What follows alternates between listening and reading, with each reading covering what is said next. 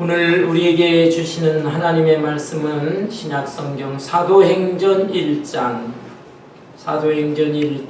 15절에서 26절까지의 말씀입니다. 신약성경 188페이지 교독합니다. 모인 무리의 수가 약 120명이나 되더라. 그때 베드로가 그 형제들 가운데 일어서서 이르되, 형제들아, 성령이 다윗의 입을 통하여 예수 잡은 자들의 길자들과 되는 자를 가리켜 믿을만하지 않은 성령이 응하였더니 마땅하도다. 이 사람은 본래 우리 수 가운데 참여하여 이 직무의 한 부분을 맡았던 자라. 이 사람이 불의의 잡으로 밭을 사고 후에 몸이 곤두박질하여 해가 터져 창자라 다 흘러나온지라. 이 일이 예루살렘에 사는 모든 사람에게 알려져 그들의 말로는 그 밭을 아겔다마라 하니 이는 피밭이라는 뜻이라. 시편에 기록하였으되 그의 거처를 함께하게 하시며 거기 거하는 자가 없게 하소서 하였고 또 이르시되 그의 직분을 다행히 취하게 하소서 하였도다. 이러함으로 요한의 세례로부터 우리 가운데서 올려져 가신 날까지 주 예수께서 우리 가운데 출입하실 때에 항상 우리와 그들이 두 사람을 세우나 항상 우리와 함께 다니던 사람 중에 하나는 세워 우리와 더불어 예수께서 부활하심을 증언할 사람이 되게 하여야 하리라 하거늘. 23절을 제가 읽겠어요. 그들이 두 사람을 내세우니 하나는 바사바라고도 하고 별명은 유수도라고 하는 요셉이요 하나는 마띠아라.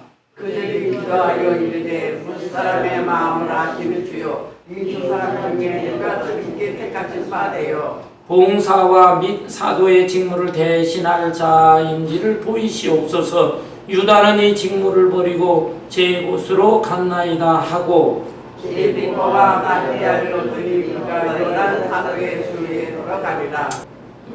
교권이 너무 많이 땅에 떨어졌다라는 뉴스가 보도되고 있습니다.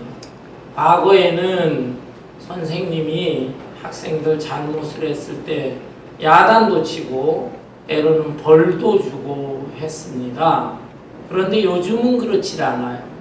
요즘은 학생 측의 인권을 중시한다고 해서 선생님이 학생들을 조금이라도 꾸짖거나 야단치면 학생들이 앙심을 품고 보복을 합니다. 학생들이 직접 대들기도 하고 또 어떤 경우에는 학부모들이 찾아와서 이 선생님 폭행을 해요. 그리고 심지어는 교장이나 또 교육청에 엉터리 신고를 해서 교사들을 옷을 벗게 하는 이런 일까지 하고 있습니다. 미국에서는 그런 정도는 아니지만 그러나 미국에는 또 총이 있어요. 학생들 중에 아주 못된 학생이 앙심을 품고 총기를 들고 요란을 벌일 때에 일이 더 커질 수가 있는 것입니다. 참으로 무서운 세상이고 안타까운 일이 아닐 수가 없습니다. 스승과 제자의 관계, 참 스승은 제자들을 아끼고 사랑하고 또 제자들은 스승을 존경하고 따르는 이런 아름다운 풍토가 잘 조성되었으면 하는 마음 간절합니다. 그렇다면 우리 예수님과 제자들의 관계는 어떠했을까? 이 제자들 역시도 온전한 제자들은 아니었어요. 많이 부족하고 또 부끄러움이 있는 제자들이었습니다. 예수님께서 평소에 말씀을 가르치실 때 잘 못 알아들어요. 말귀를 잘 못 알아듣고 또한 예수님께서 십자가에 달리실 때에는 12제자 가운데 사도 요한 한 사람만 십자가 밑에까지 있었고 다른 제자들은 다 도망을 친 비겁한 제자들이었습니다. 그러나 그들은 예수님께서 부활하신 후에 또한 오순절 성령 강림 그 성령의 충만함을 받은 후에 변화되었습니다. 그들의 잘못된 것을 중심으로 회개하고 또 예수님의 가르침을 마음에 새기고 자신들이 순교의 길을 가면서도 끝까지 제자의 길을 갔던 충성된 사람들이었던 것입니다. 다만 한 사람 예외가 있었어요. 그 사람은 바로 가룟 유다죠. 가룟 유다는 예수님을 배신했어요. 그 결과 또 가룟 유다는 비참한 최후를 맞이했어요. 또 오늘날에 이르기까지 가룟 유다라는 사람은 죄인 중에 죄인이다. 죄인의 대명사라고 할 수 있다. 이렇게 낙인 찍힌 채 아주 불명예스러운 사람이 되고 말았던 것입니다. 오늘의 본문 말씀은 오순절 마가의 다락방에 성령께서 강림하시기 직전에 있었던 내용의 말씀입니다.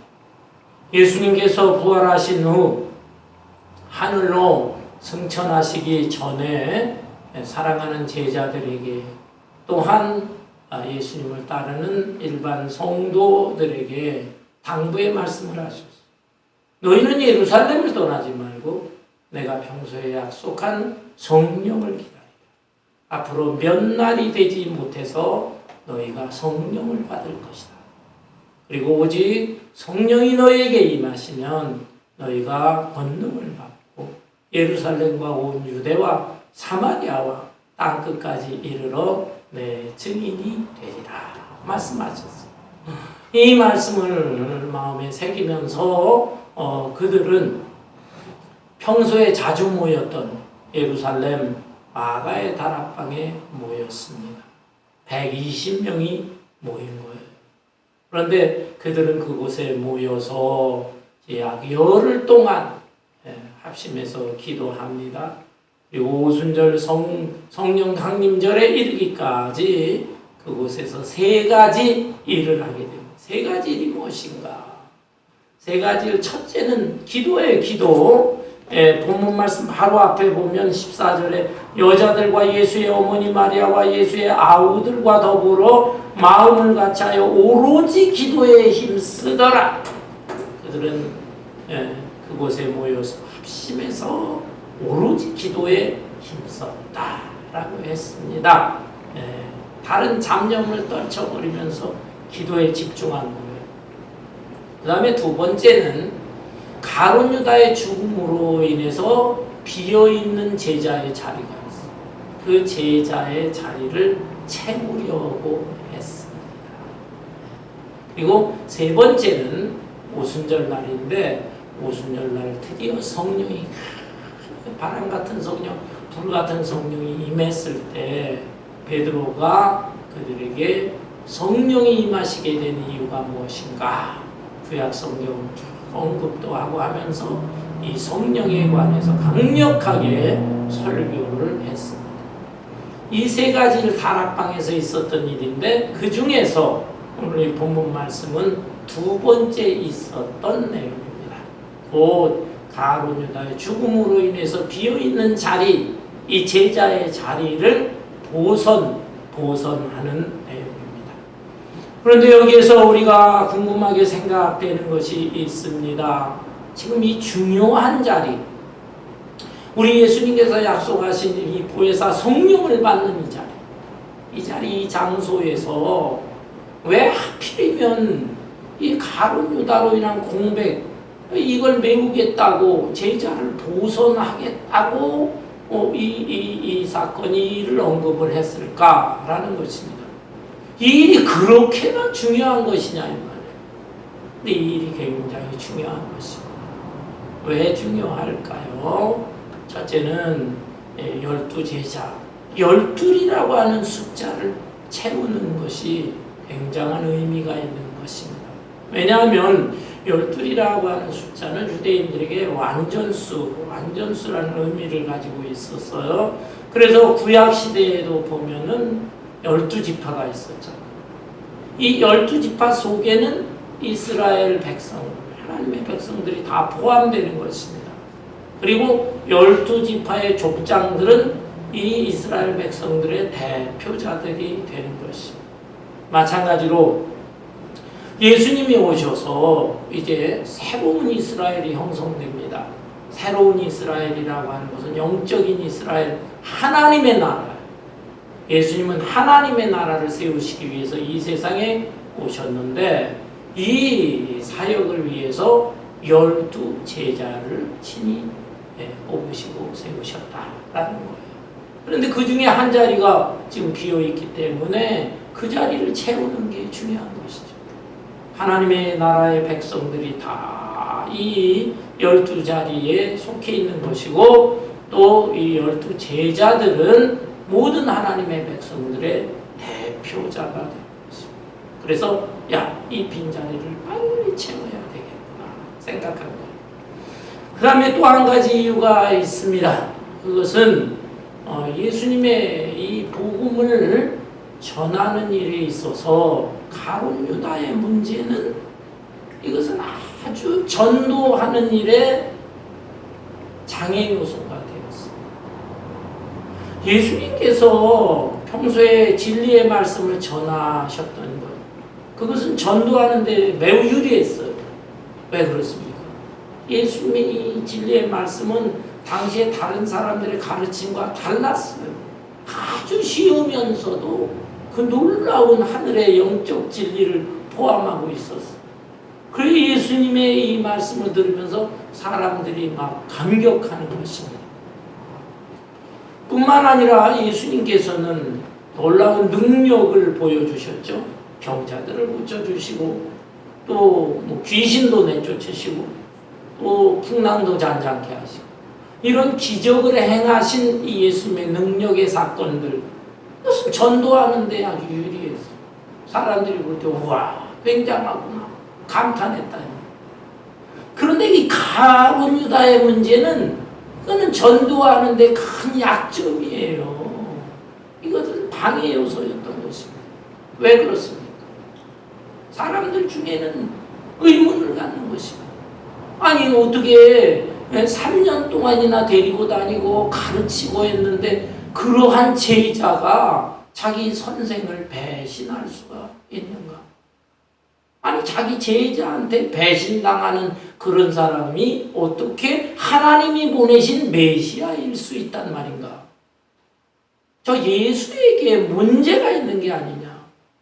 예수의 인격에 문제가 있고 뭔가 가르침에도 문제가 있으니까 배신자가 생긴 게 아니겠느냐? 이런 의심도 하고 또 실제로 이것 때문에 반발하고 하는 사람들이 있는 것입니다.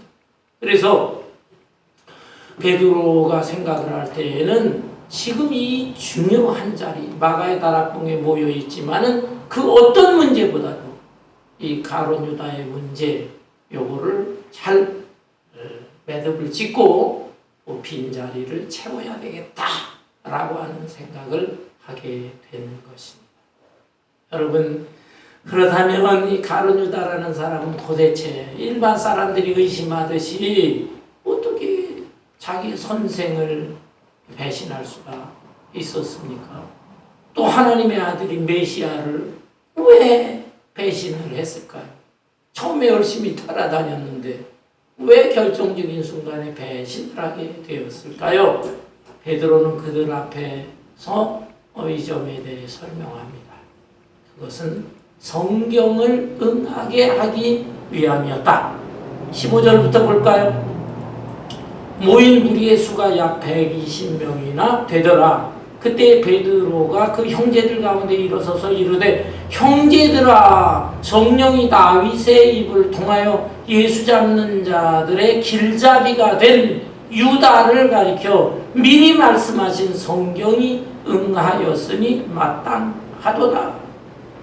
가룟 유다가 배신자가 된 것은 이미 구약 성경에 예언되어 있었는데 그 미리 예언되어 있는 성경이 응하게 하기 위해서는 배신할 수밖에 없었다라는 것입니다. 실제로 시편 41편 9절에 보면은 이런 말씀이 있어요. 내가 신뢰하여 내 떡을 나눠 먹던 나의 가까운 친구도 나를 대적하여 그의 발꿈치를 들었나이다. 다윗의 신뢰요. 내가 신뢰하여 내 떡을 나눠 먹었다. 너무너무 믿어서 함께 교제했던 내 친구가 그런데 발뒤꿈치를 들었다. 배신했다 이 말입니다. 근데 이 다윗의 시인은 다윗 당시에도 다윗의 오른팔 같은 사람들이 배신했어요. 요압이라고 하는 그 훌륭한 장군인데도 마지막 순간에 배신하는 내용이 나오거든요. 근데 다윗은 그것도 염두에 두지만 사실은 메시아 예수 그리스도에 대한 이것을 언급하면서 예수님의 제자 중에 하나가 배신을 한다라는 것이 예언되어 있는 것입니다. 실제로 가룟 유다는 마음속에 예수님을 따라다니면서도 예수님 온전히 따르지를 못했고 결정적인 순간 배신을 하게 되었죠. 예수님이 십자가에 달리시기 전날 밤 최후의 만찬 나누실 때에 그때 아주 직접적으로 말씀하셨어요. 너희 중에 지금 떡을 나누는 너희들 중에 나를 팔 자가 있도다. 나를 배신할 자가 있도다. 그 말을 듣고 가룟 유다는 이미 마음속에 그런 마음을 품고 있었거든요. 마음이 찔리니까 그 자리에서 벌떡 일어나서 나가버렸어요. 그리고 예수님을 미워했던 대제사장들에게 가서 예수님의 있는 거처 장소를 알려주고 은 30 돈을 받았던 것입니다. 배신자가 되었다.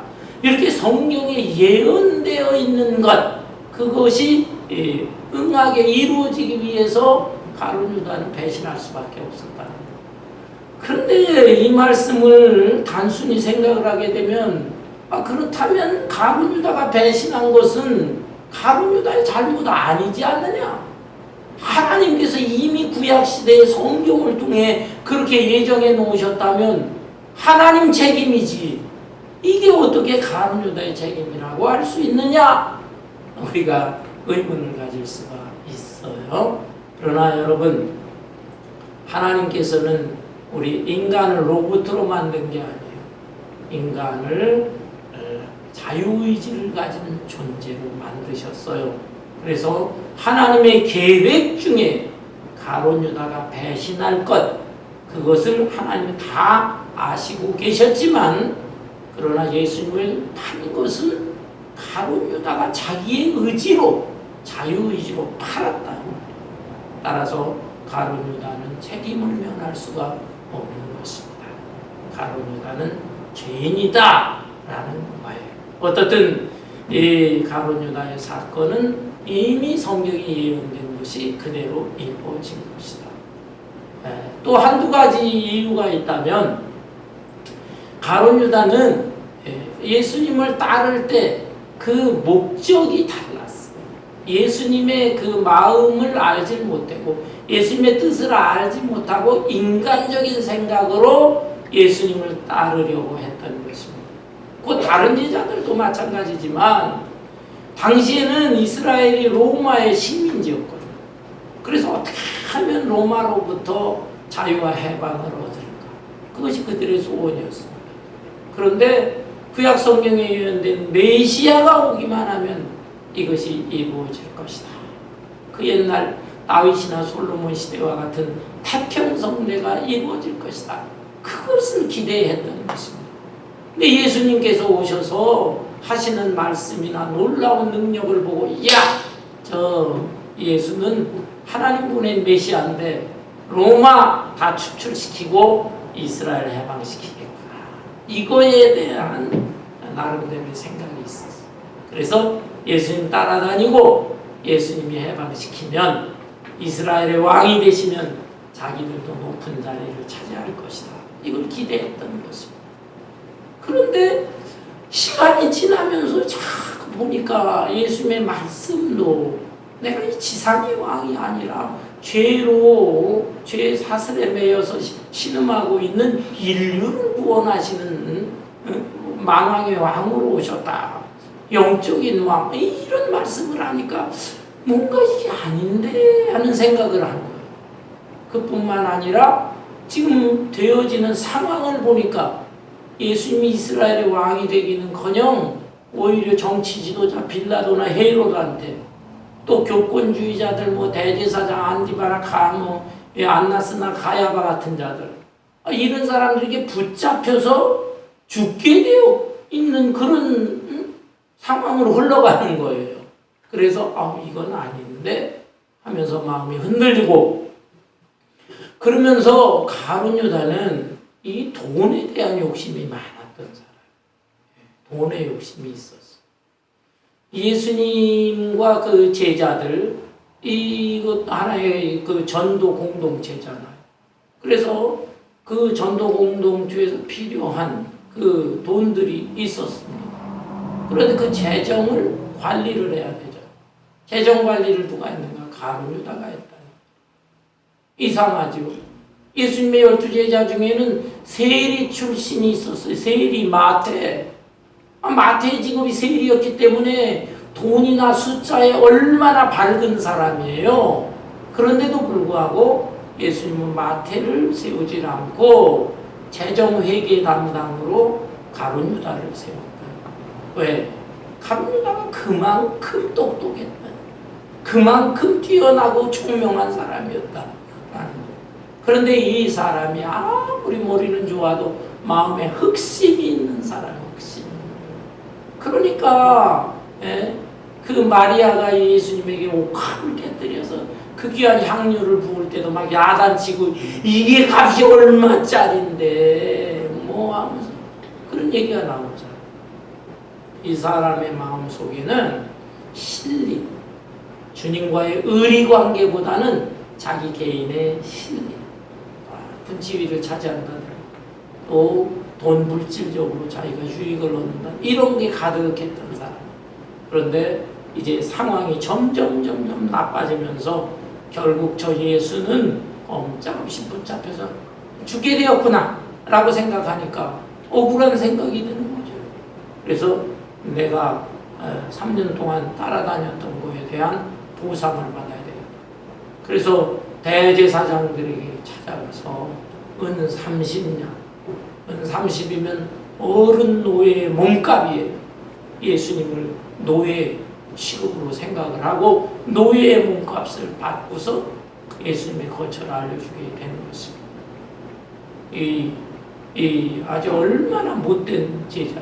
그리고 결국은 이 유다가 대제사장들의 하인들과 로마 병력들을 이끌고 예수님은 십자가를 앞에 두고 밤을 새워서 겟세마네 동산에서 그렇게 눈물과 피땀을 흘리면서 기도를 하고 있는데 그 자리에 딱 예수님을 잡으러 왔던 것입니다. 이런 못된 사람이 그러나 이 사람이 이런 짓을 했지만 양심의 가책은 느꼈죠. 그래서 너무 자기가 괴로워서 이제 대제사장들에게 가서 은 30냥을 돌려주었어. 던져버리고 나는 이 일에 상관이 없다. 그렇지만 상관이 없으니까 배신을 하고 그리고 이 대제사장들은 그 돈을 가지고 이제 밭을 하나 샀어요. 밭을. 그리고 이 가룟 유다는 이제 나무에 목매달아서 자살을 합니다. 근데 자살을 할 때 목을 매달은 끈이 딱 끊어졌어요. 끈이 끊어지면서 그 밭 땅에 떨어져 가지고 배에 창자가 터지면서 죽었는데 그 피가 흘러서 그 땅을 갖다 다 적셨어요. 그래서 그 밭을 피밭이다. 아겔다마라고 사람들이 언급을 하게 되었던 것입니다. 본문 말씀을 보세요. 본문 말씀 17절부터 보면 이 사람은 본래 우리 수 가운데 참여하여 이 직무의 한 부분을 맡았던 자라. 이 사람이 도르의 삭스로 밭을 사고 가룟 유다가 산 건 아니죠. 가룟 유다가 제사장들에게 돌려주고 제사장들이 산 거지만은 그러나 가룟 유다가 산 거나 마찬가지라고도 볼 수가 있어요.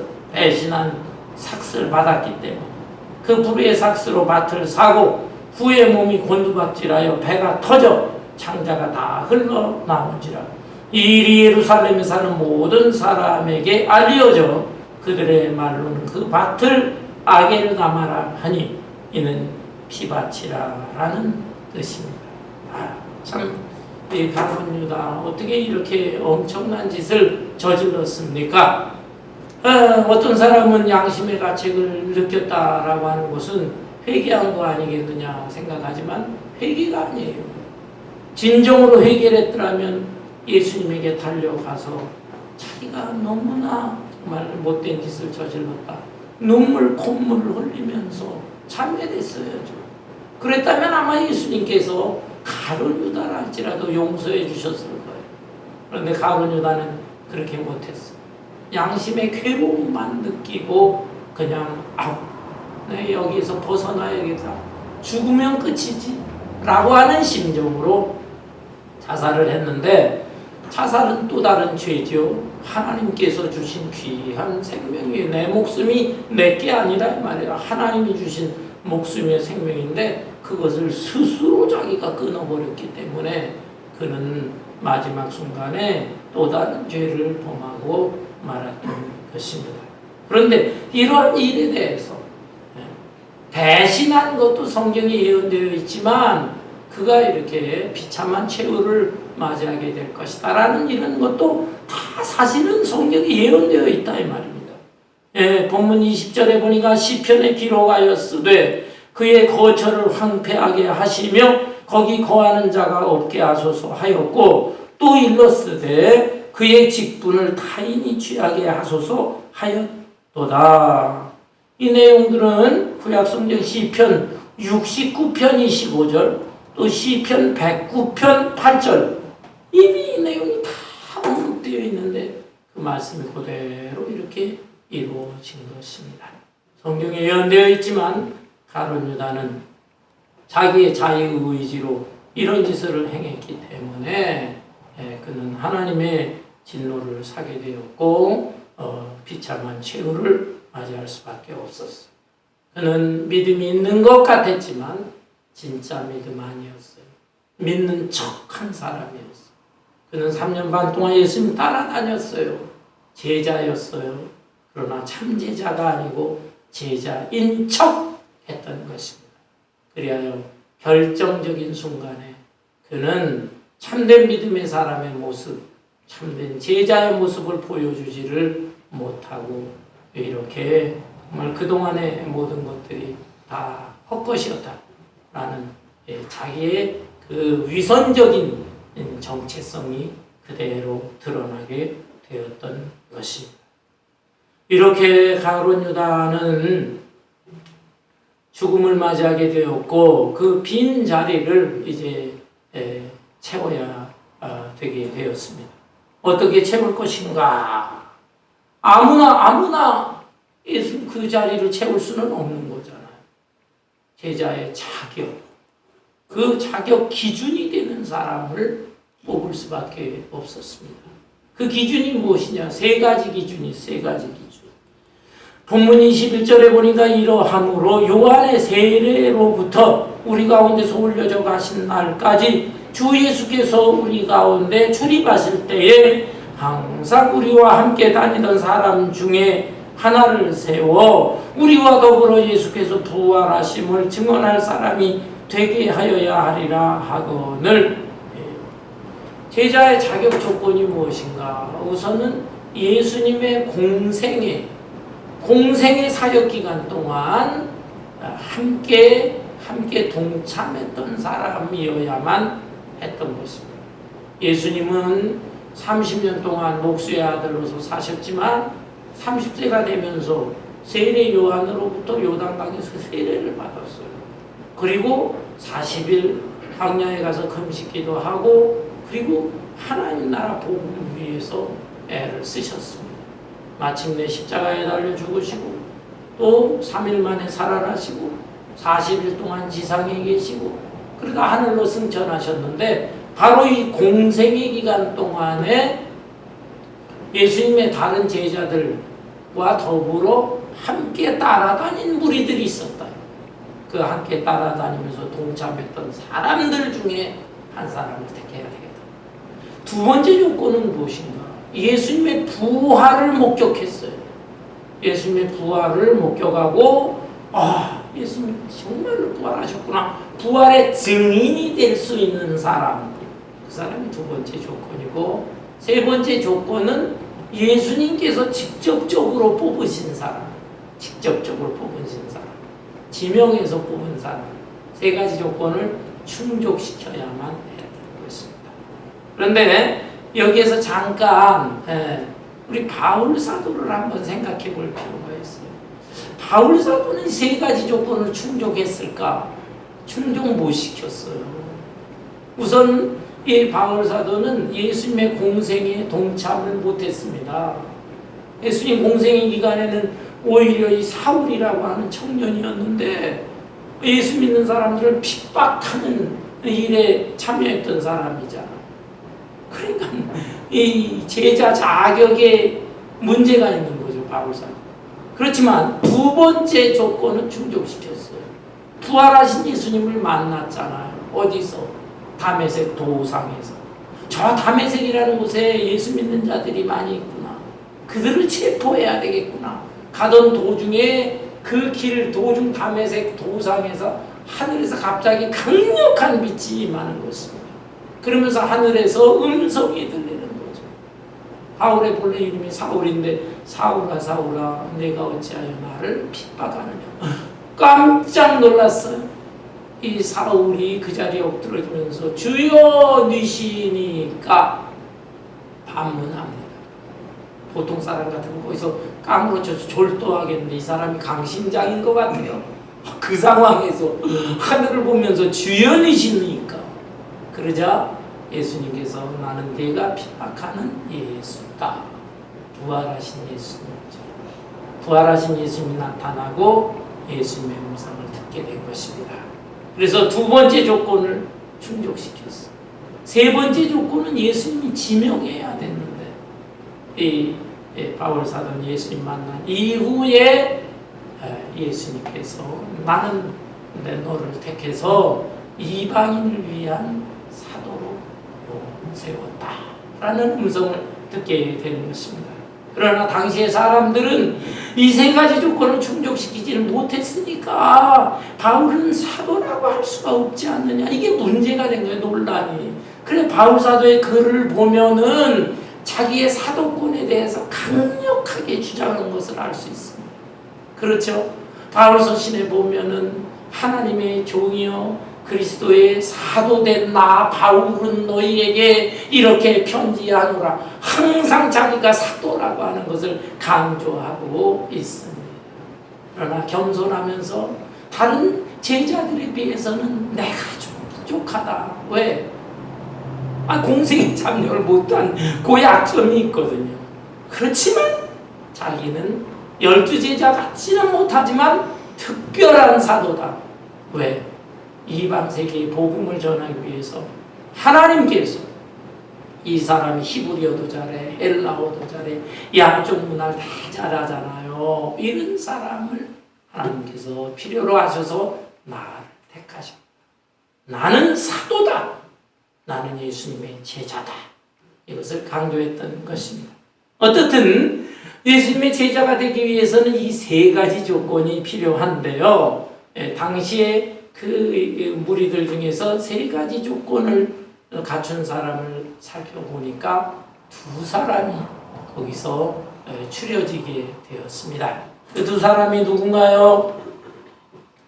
여기 본문 말씀을 보면 23절에 그들이 두 사람을 내세우니 하나는 바사바라고도 하고 별명은 유수도라고 하는 요셉이요 하나는 마티아라. 한 사람만 딱 이렇게 남아 있었으면 그 사람 그냥 제자로 삼으면 되는데 하필이면 두 사람이었다. 이 두 사람 중에 한 사람은 누구를 정할까? 예수님이 지명해야 제자가 되는 거니까 우리가 기도하자.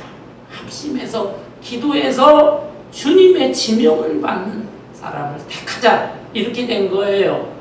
그런데 이 두 사람 중에 한 사람은 이름이 세 개나 돼요. 세 개. 바사바.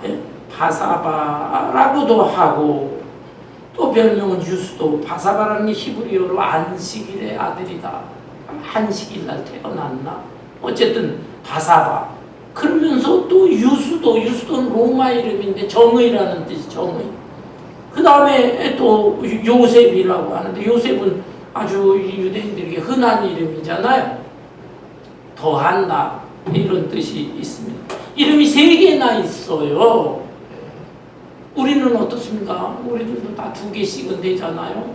미국에 와가지고 한국 이름도 있고 미국에 와서 영어 이름도 있고 어떤 사람은 또 유명한 사람들은 자기 호가 뭐다 뭐 자가 뭐다 또 이름이 있는데 이 사람이 당시 사회에서 좀 유력한 사람이 아니었을까 추측할 수가 있어요. 이름이 3개나 돼요. 반면에 또 한 사람은 무엇입니까? 마띠아라는 사람인데 이 마띠아라는 뜻은 하나님의 선물이다 이런 뜻입니다.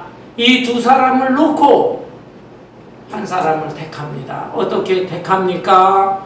24절에 그들이 기도하여 이르되 뭇사람의 마음을 아시는 주여 이 2 사람 중에 누가 주님께 택하신 바 되어 봉사와 및 사도의 직무를 대신할 자인지를 보이시옵소서. 유다는 이 직무를 버리고 제 곳으로 갔나이다 하고 제비 뽑아 마띠아를 얻으니 그가 11 사도의 수에 들어가니라. 2 사람을 놓고 그냥 뽑은 게 아닙니다. 사회적으로 돈이 많고 또 배운 게 많고 명망 있고 한 사람을 택한 거 아닙니다. 그들은 하나님의 뜻 기도했어요. 기도하고 그리고 제비뽑기를 했어요. 제비뽑기라고 하는 게 무엇인가? 제비뽑기 방식이 어떠했을까? 여러 가지 방식이 있었을 것으로 봅니다. 그런데 이 본문에 나오는 거는 이제 원어를 다 분석을 해볼 때에는 아마 이런 방법이었을 것이다 추측합니다. 그것은 돌 2개에다가 이 2 사람의 이름을 각각 써놓습니다. 그리고 항아리 같은 통에다가 이 2개의 돌을 집어넣습니다. 이걸 갖다가 막 흔드는 거예요. 흔들고 조그만 구멍을 하나 만들어 거기서 탁 튀어나오는 돌, 그 돌을 택하게 되는데 아마 이런 방법을 썼습니다. 이 제비뽑기를 통해서 택함 받은 자가 마띠아였다는 것입니다. 이 바사바, 유수도 요셉이라는 사람이 유명한 사람이라고 한다면 사람들이 갸우뚱했을지도 모르겠어요. 사회적으로 좀 유명하고 좀 힘있는 사람이 되었으면 했는데 마띠아가 됐네. 그렇지만 이 마띠아 하나님께서 주님께서 지명한 사람이었던 것입니다. 여러분 이러한 제비뽑기의 방법, 이 제비뽑기의 방법을 그러면 오늘날에는 왜 사용을 안 하는가? 교회에서 뭐 장로 선출이다 뭐 직분자 선출을 할 때 그렇게 하지도 않고 그래서 문제가 있는 게 아닌가 그러는데 잘 생각해야 돼요. 이 제비뽑기의 방법은 오늘날에 교회에서도 행하는 교회들이 있어요. 심지어 교단에 노회장 목사님들, 총회장 목사님들을 뽑을 때에도 일정 수를 갖다가 딱 제한시켜 놓고 그 안에서 제비뽑기를 하는 교단도 있습니다. 왜 그게 바람직하지 않지 않냐, 좋지 않냐. 왜냐하면 이게 사람들이 행하는 거다 하기 때문에 교회 선거라든지 심지어 목사님들의 뭐 총회장 선거라든지 이런 데 할 때도 조금 부작용이 있을 수가 있어요. 왜냐하면 표를 받기 위해서 사람들한테 얼굴을 알리려고 그러니까 사진도 뭐 만들어야죠. 또 사람들 인간관계를 맺으니까 커피도 사야죠. 돈이 너무 많이 들어요. 그래서 또 거기에 경쟁이 심하면 인간적인 요소가 들어가서 불협화음이 생기니까 깨끗하게 성경대로 일정 수를 놓고 자격자 될 만한 사람 줄여놓고 제비뽑기 하자. 그럴듯해요. 그러나 우리가 성경을 잘 보면 제비뽑기 한 거는 이때까지가 끝이에요. 이때까지가. 그 이후에 제비뽑기 한 내용이 안 나옵니다. 곧 성령께서 강림하시기 전까지는 이런 방법으로 전적으로 하나님께서 행하시라 했는데 성령이 임하신 이후에는 각 사람이 기도함으로 성령의 감동을 충만히 받고 충만한 성령의 감동을 받은 다음에 그 사람들이 회의를 해서 결정하도록 이렇게 되어야 된다. 따라서 오늘날의 대다수의 교단은 불협화음이 있지만 그래도 제비뽑기는 하지 않게 되는 것입니다. 그러나 정말 오늘날의 지상의 교회들이 우리가 직무자들을 뽑는데 정말 마음을 비우고 온전히 성령이 충만한 가운데서 뽑으면 좋은데 그렇지 못할 때가 있잖아요. 그러면은 거기에 어려움이 생기는 것입니다. 저도 목회를 오래 하면서 이걸 생각하면서 기도도 하고 성령 충만함을 사모하면서 행하려고도 했지만 그렇게 하지 못한 경우들도 있었던 것 같아요. 그래서 직분자를 택할 때 잘못한 게 아닌가 하는, 물론 하나님이 아시겠지만 그런 후회스러움도 솔직하게 없지 않아 있는 것입니다. 어떻든 하나님께서 직분자를 선택하시는 방법은 이러하다라는 것입니다. 여러분, 이 중요한 자리, 중요한 시점에 베드로를 비롯한 120명의 성도들은 이렇게 제자의 자격을, 직무를 버린 자의 모습, 가룟유다의 문제를 깨끗이 매듭을 짓고 아울러서 새로운 제자를 뽑으려고 애를 썼습니다. 마띠아라는 사람은 어떤 사람인가? 성경에 더 이상 나타나지 않아요. 알 수가 없어요. 다만 다른 문서를 통해서 주님의 신실한 제자로서 다른 11제자에 비해서 이름도 없이 빛도 없이 그렇게 살면서 충성을 다하다가 어떤 문서에는 유대 땅에서 순교를 했다. 어떤 문서에는 다른 이방 땅에서 순교했다. 이런 기록만이 남아있는 것입니다. 이름 없이 빛도 없이 충성을 다한 제자였다는 것을 알 수가 있습니다. 여러분, 오늘날에 우리는 어떤 모습으로 신앙생활을 해야 되겠습니까? 선생과 학생의 관계와 스승과 제자의 관계는 좀 다른 것입니다. 오늘날 사회에는 선생과 학생은 있어요. 선생은 학생들에게 지식을 전해줍니다. 학생들은 그 지식을 배웁니다. 그것으로 끝이에요. 더도들도 없어요. 그것으로 끝이에요. 그러나 더 바람직한 관계는 스승과 제자의 관계입니다.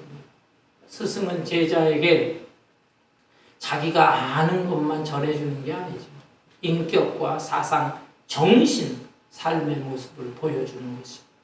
제자는 이러한 스승을 존경하고 단순히 가르침만 받는 것이 아니라 인격을 흠모하면서 끝까지 스승이 있는 곳에 함께하고 스승이 가는 곳에 함께하고 끝까지 스승의 발자취를 따라가는 것이 참된 제자인 것입니다.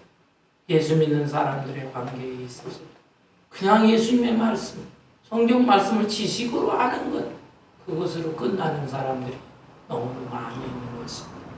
우리는 그런 사람의 차원을 넘어서야 되겠어요. 그래서 주님의 인격을 흠모하고 구원자 되시는 주님을 사랑하고 주님이 걸어가신 그 발자취를 끝까지 따를 수 있는 참된 제자의 삶을 살아가야 되겠습니다.